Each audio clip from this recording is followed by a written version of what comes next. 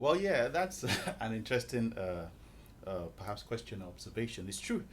Nigeria, yes, we have a reputation of perhaps being one of the most religious nations in the world.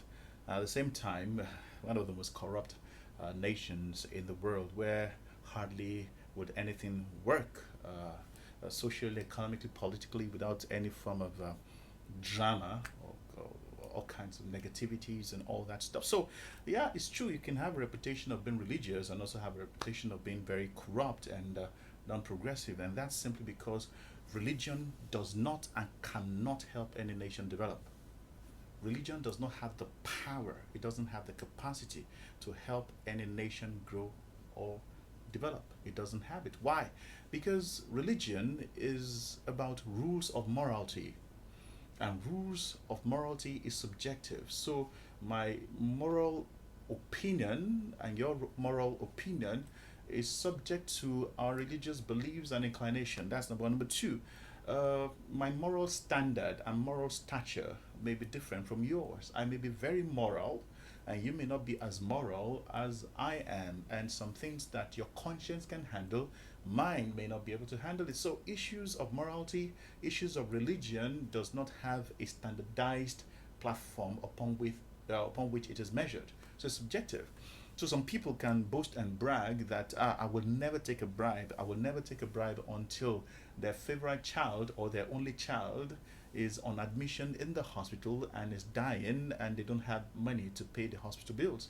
That's when the measure of the morality will be put to test, and we'll see if the person will stand or fold.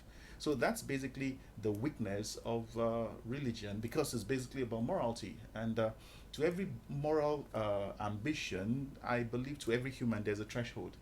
A time will come when serious, intense pressure will show up and you could bend or fold. And that's why religion does not have the capacity to build or grow a nation. What exactly does grow or build a nation? Power. Power. And when I'm talking about power, I'm not talking about political power, I'm talking about spiritual power.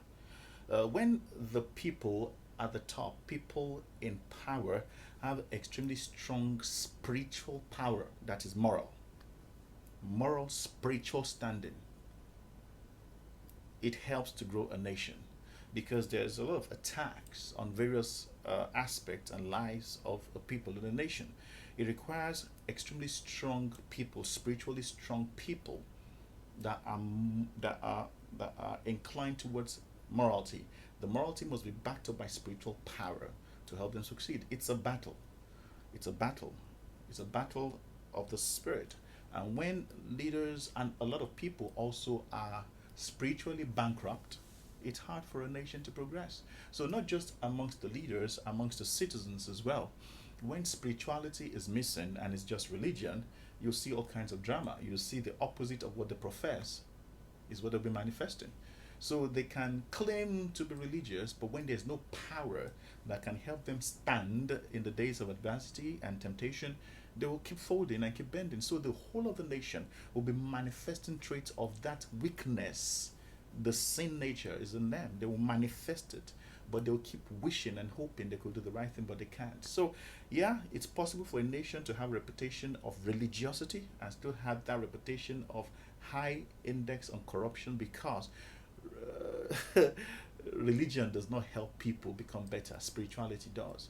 So perhaps our religious leaders, as it were, should help people become more spiritual rather than more religious. They should teach them how to get the power to do the right thing rather than incline them towards acquisition of things. They should push them towards development of power to stand and do the right thing at every time. It is righteousness, righteousness that exalts a nation, not religion.